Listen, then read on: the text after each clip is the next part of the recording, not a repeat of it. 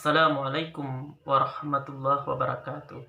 Alhamdulillahi rabbil alamin. Wassalatu wassalamu ala ashrafil anbiya'i wal mursalin wa ala alihi wa ashabihi wa man tabi'ahum ila yaumiddin.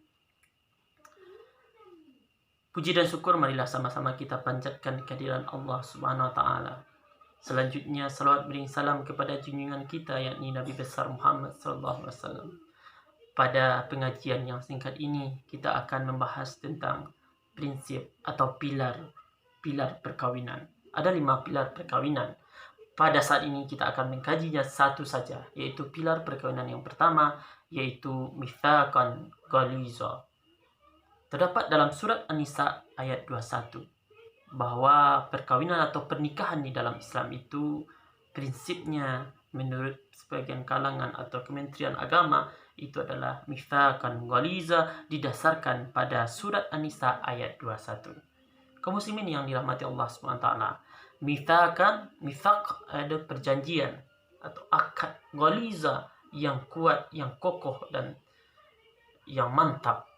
Maka kalau adalah calon pengantin, kalau adalah seorang laki-laki dan perempuan, dia pergi ke tempat wisata, dia pacaran dan sebagainya, ke pantai, ke jam gadang, ke manapun tempat yang indah, maka di sana dia berjanji melafazkan cintanya, maka dipastikan adalah itu lafaznya bisa dibuktikan tidak sesuai dengan syariat agama dan tidak akan pernah kokoh. Jika ada seorang pengantin datang ke KUA ataupun melafazkan ajab kabulnya secara syariat Islam melalui nikah, maka itulah yang dinamakan mitsaqan ghaliza, ikatan yang kokoh. Kenapa kokohnya? Yang pertama, ketika dia sudah berjanji mitsaqan ghaliza akan nikah, maka penyerahan wali kepada calon pengantin pria sah kata saksi, maka itu akan menimbulkan mitsaqan ghaliza. Yang pertama kekokohannya, kaum muslimin, kokohnya itu yang dulu haram sekarang menjadi halal. Yang dulu berpegangan tangan, komunikasinya lewat WA, komunikasinya lewat HP, lewat Facebook dan sebagainya dengan kata-kata mesra, itu adalah haram. Sekarang setelah dia akan nikah, maka itulah dihalalkan. Maka kata-kata yang baik, kata-kata romantis, maka lakukanlah saat sudah menikah. Yang kedua, yaitu ketika sudah ijab kabul, maka semua fasilitas disediakan dan dia sudah halal bersama, hidup untuk bersama. Kalau dulu dihalangi, tidak boleh berdua-duaan, tidak boleh di tempat yang sepi, tidak boleh dan sebagainya, maka setelah akad nikah ini, bahkan sebelum nikah itu sudah persiapkan jauh-jauh hari sarananya. Contoh, kamar disediakan, rumah disediakan, dan segala fasilitas, bahkan walimahannya atau baraliknya istilah Minang itu dianggarkan. Maka kaum muslimin yang dirahmati Allah Subhanahu wa taala, itulah yang dinamakan mitsaqan ghaliza, ikatan nikah yang sangat kokoh. Kaum muslimin yang dirahmati Allah Subhanahu wa taala, Rasul pernah bersabda ketika Rasul pada haji wada itu menceritakan dari Jabir bin Abdullah radhiyallahu anhu, qala anna Rasulullah sallallahu alaihi wasallam, sesungguhnya Rasulullah sallallahu alaihi wasallam khataban nas, yaitu Rasul berkhutbah ketika itu fi Arafata, di padang Arafah, fi hajjatil wada, pada haji wada. Apa kata Rasul? Faqala ittaqullaha, bertakwalah kamu fi nisa'i, pada urusan istrimu, fa innakum aqastumuhunna, maka sesungguhnya kamu sudah mengambilnya dengan amanah Allah, wastahlaltum furujahunna, maka telah dihalalkan furuj, yaitu seluruh tubuh perempuan itu dihalalkan bagimu dan bertimbal balik. Begitu juga halal pula tubuh laki-laki bagi perempuan bi kalimatillah, dengan kalimat Allah. Maka Rasul berpesan agar setiap insan, suami istri, berhati-hati dalam melayani suami maupun istrinya dengan baik, karena itu adalah ibadah karena Allah Subhanahu wa taala. Maka perlu disadari bahwa pernikahan itu adalah ikatan yang kokoh, mitsaqan ghaliza, ikatan yang sangat kokoh. Jadi kaum muslimin yang dirahmati Allah Subhanahu wa taala, ikatan yang kokoh inilah yang akan membina bangsa dari keluarga yang terbaik nanti menjadi masyarakat terbaik. Masyarakat terbaik akan menjadi bangsa yang terbaik. Banyak orang yang tidak menyadari bahwa pernikahan itu adalah menimbulkan pahala baginya. Ketika dia saat belum menikah, dia bersayang-sayang dan sebagainya.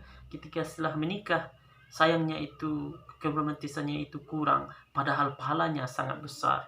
Siapa yang berterima kasih dahuluan, maka itu adalah pahalanya paling banyak. Siapa yang dulu minta maaf ketika kesalahan terjadi, maka itu pahalanya sangat besar. Siapa dulu yang minta bantuan karena memang tidak sanggup, boleh jadi juga karena ingin melibatkan, maka itu pahalanya sangat besar. Siapa yang dulu bikin janjian untuk ke tempat wisata berdua secara halal, maka itu juga mendapat sebuah pahala yang sangat besar. Maka akad nikah yang dibangun sedari ijab kabul, nanti jika maut memisahkan, maka itu adalah pahala jika dilakukan dengan komunikasi yang baik, didasarkan kepada Allah, prinsip yang telah diajarkan di dalam Al-Quran, yaitu mitsaqan ghaliza. Ikatan itu adalah ikatan yang kokoh, yang merupakan modal nanti bagi kita. Baiti jannati, keluargaku adalah surgaku.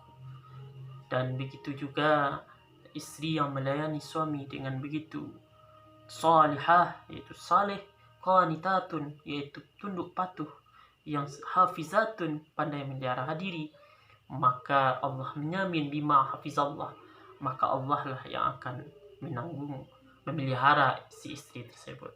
Kaum muslimin yang dirahmati oleh Allah Subhanahu wa taala, maka jagalah, sadarilah ini, bahwa kita sebagai seorang muslim harus menjadi tanggung jawab. Ar-rijalu qawwamuna 'alan nisa, yaitu seorang suami itu bertanggung jawab kepada istrinya, bertanggung jawab melindungi, memberikan nafkah dan sebagainya. Karena apa? Bima faddalallahu ba'dahum 'ala ba'din, karena ada keutamaan kelebihan sebagian dari sebagian lain. Suami bima anfaqu min amwalihim, dengan apa yang telah kita berikan nafkah dari harta kita sendiri dengan secara yang halal. Kaum muslimin yang dirahmati Allah Subhanahu wa taala, maka dari saat ini jagalah keluarga kita. Jangan melakukan akad-akad di luar akad nikah, karena itu tidak merupakan akad yang kokoh. Dan seorang muslim harus terhindar dari seks bebas, pergaulan bebas yang sekarang melanda dunia. Kemanapun sekarang kita, ke hotel dan sebagainya, itu dapat melakukan hubungan suami istri yang tidak halal. Maka seorang muslim harus menyadari kehalalan tersebut. Terbukti bahwa pergaulan bebas telah banyak menyebabkan penyakit seperti HIV, AIDS dan sebagainya, penyakit di mana pergaulan itu antara laki-laki dan perempuan tidak dibina di atas landasan yang telah disyariatkan oleh agama.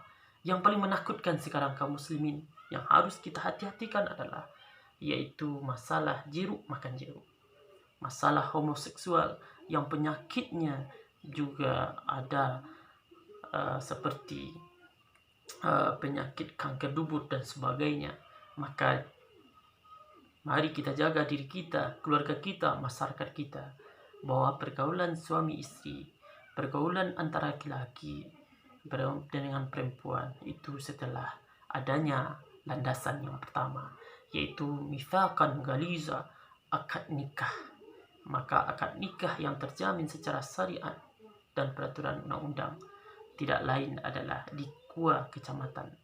Maka daftarkan di KUA kecamatan, Karena yang pertama dipastikan secara dilindungi secara undang-undang. Yang kedua, ada pemeriksaan atau screening namanya. Di screening itulah secara syariat Islam akan diperiksa semuanya, sehingga akad itu kita sudah berusaha semaksimal mungkin akadnya bersih, akad nikahnya, sehingga prinsip pertama misalkan galiza itu dapat tertanam di calon pengantin dengan akad yang bersih, akad yang sah, sampai dengan pergaulan suami istri nantinya sampai generasi selanjutnya. Itulah prinsip yang pertama, yaitu mitsaqan galiza, yaitu mitsaqan galiza, perjanjian yang kokoh. Mohon maaf atas segala kekurangan. Jika ada yang salah itu dari saya. Wassalamualaikum warahmatullahi wabarakatuh.